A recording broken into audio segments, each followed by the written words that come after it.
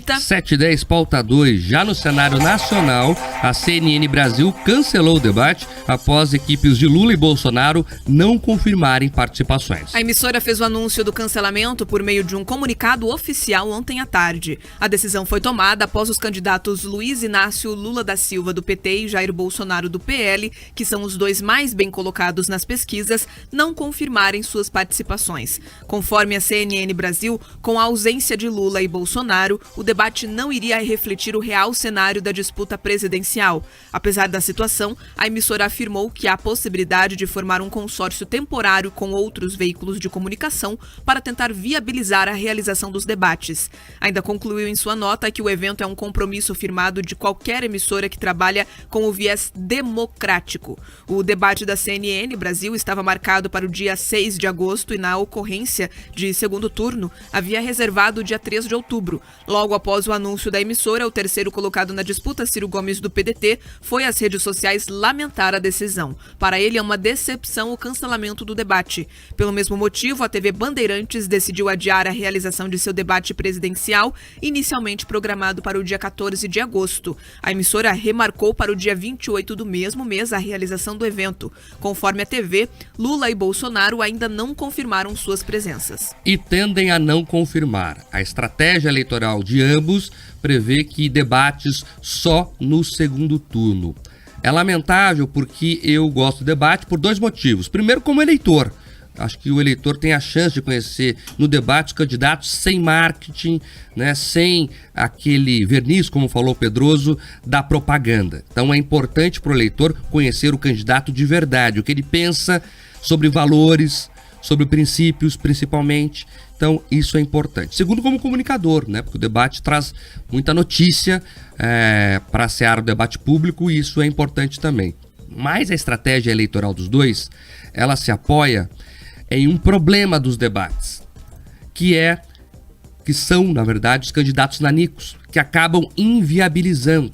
Então, o que as campanhas de Lula e Bolsonaro vêm discutindo? Olha, no segundo turno, sim, que daí vai ser um contra o outro, debate franco sobre ideias e propostas. Agora, quando tem os nanicos, que pouco contribuem para a democracia brasileira de verdade, fica aquela coisa do jogral, da pergunta por tabela, de um apoiar o outro. Nós temos um candidato à presidência, um pré-candidato à presidência ainda, chamado André Janones. Eu vi ontem a entrevista dele na Globo News.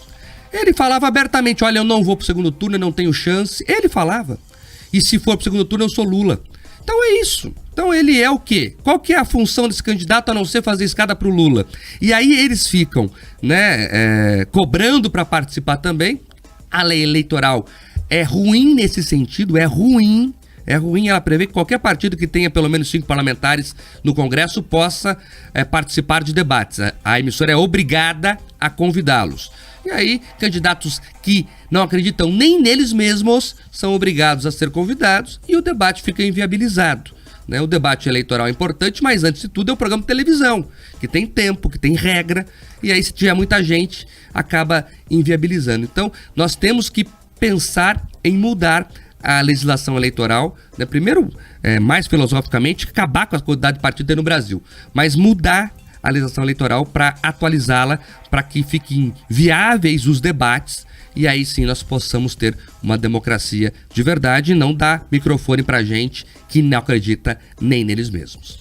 Exatamente, Mark. E tem um aspecto colateral de tudo isso que você explicou, com essa quantidade imensa de candidaturas que mal entendem o que estão fazendo ali, fica muito chato para quem acompanha os debates. Eu acompanho o debate há muito tempo, então eu gostava sempre daqueles debates quentes, com um número menor de candidatos, que você conseguia inclusive perceber como que aquele determinado político lida em situações de pressão, quais são os temas que muitas vezes ele não quer revelado. Você também sempre tem aquele temor, né? Será que vem uma bala de prata? Será que o adversário vai revelar alguma coisa ali de última hora para desestabilizar a campanha ou o discurso?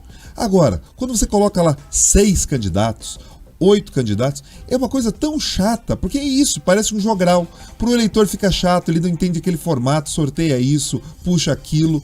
Então, assim, é fundamental que se modernize isso. Agora, que também é normal que o candidato Lula e tudo mais evite debates, Mark, desde 2006 ele foge disso. tá? E nem sempre é pelo debate ou pelo formato. Ele evita muitas vezes porque tem alguns temas que são delicados. Então, é muito complicado para os candidatos que lideram ter esse grau de exposição sem perceber uma vantagem direta. Então, a gente espera que, de alguma forma, isso possa ser revisto e que a gente consiga entender melhor o confronto de ideias, mas também o confronto de biografias, Mark. Eu tô aqui pensando com meus botões, Pedroso. Que temas Lula não gosta de debater? Tem muita coisa que tem lá desde aquela eleição de 2006. Aquela foi a eleição do mensalão. Então ele não quer ver isso perguntado. Você tem outras questões do próprio partido que é muito estranho, né? Você tem, né, pessoas que devolveram dinheiro condenados por corrupção, fizeram acordos ali, assumiram culpa e responsabilidade, mas depois de um certo momento aqueles crimes deixaram de existir para certas esferas da justiça. Isso também vale pergunta sobre aliados.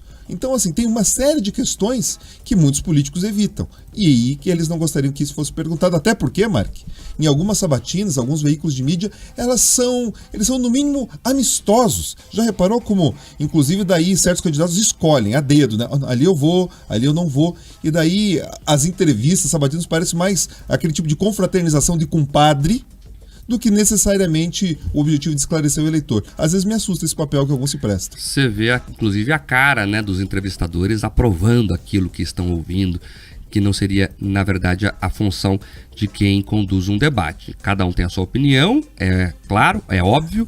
É a mesma coisa de falar que o narrador de futebol não tem time de futebol. Claro que tem, ele vive do futebol, ele é apaixonado por futebol, ele torce para alguém. É inadmissível que ele não torça para alguém. Mas isso tem que ficar no campo da opinião pessoal, no trabalho não. A gente vê que eles ficam felizes, enfim, com algumas respostas. Mas enfim, a prova disso, o que você falou, Pedroso, é que o Lula foi convidado pelo Grupo Jovem Pan várias vezes para dar entrevistas e ele recusa. Mas dá entrevista para rádio menor, porque sabe que talvez ali ele não seja tão incomodado. É uma escolha pessoal dele, tem o direito para dar entrevista para quem ele quiser. Agora, essa questão dos debates, infelizmente, eles não acontecerem é ruim para o eleitor, que pede uma oportunidade de ter um contato mais direto com o seu candidato. 7h17. Repita.